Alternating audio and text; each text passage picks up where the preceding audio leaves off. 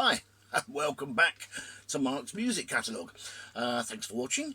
Right, now the album I'm going to talk about this week was a very popular album back in the early 1980s. Excuse me, by a very popular young man at the time, and it's this one, Paul Young, No Parlez. Good album. Good album.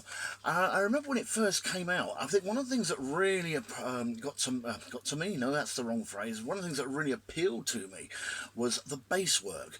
Now, Pino Palladino is the bass player for most of this album. I think the bass player for some of the other tracks is called Toby Leacan. I think that's his name.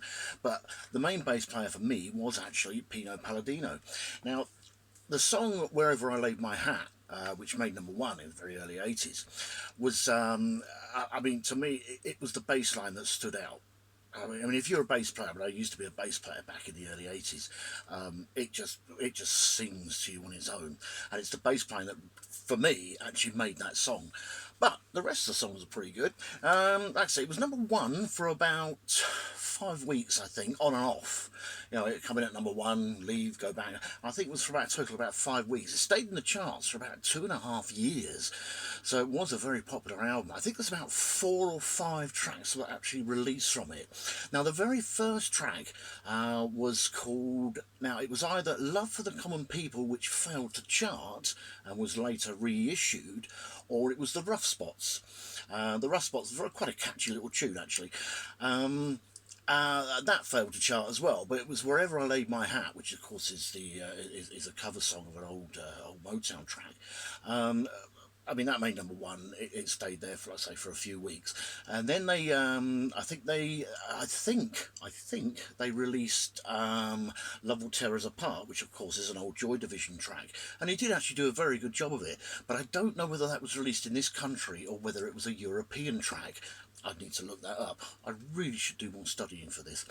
Anyway, after that was, of course, Come Back and Stay, which is a very catchy little song. It went very well down at the dance and the clubs back in those days. And, of course, the reissue later on was Love for the Common People, which was a top 10. And I believe it was around Christmas time as well.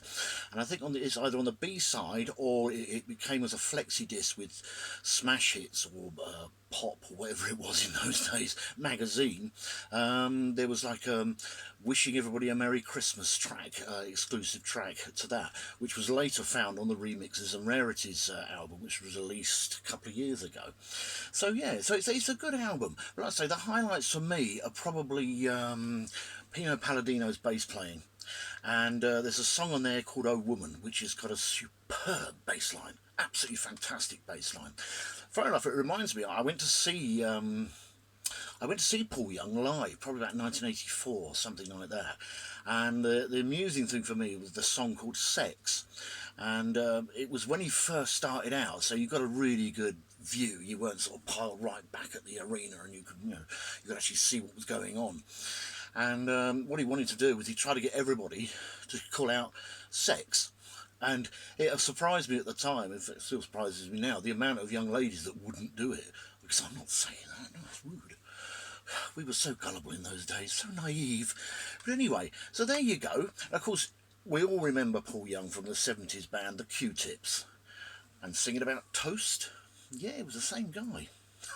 Anyway, right, well, I think that's it for that one. Yeah, so it's in charts 2.5 years, about 5 singles, and of course don't forget the fabulously wealthy Tarts, who also did the backing vocals for some of this.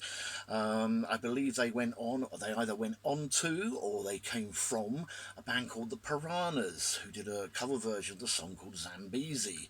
Yeah, oh yeah, I know that one, yes, so do I, unfortunately. Anyway, so yeah, so there you have it. No Parlez by Paul Young. A good album. A good album. Certainly a bit of a nostalgic trip when you're listening to it. This is actually a reissued 2 CD version. I believe it's out of print now, but you can still get the original album on Amazon for a pretty reasonable price. Anyway, I shall say thank you very much for watching, much appreciated, and remember, please stay in and stay safe and help the NHS. Okay, thanks again. Bye.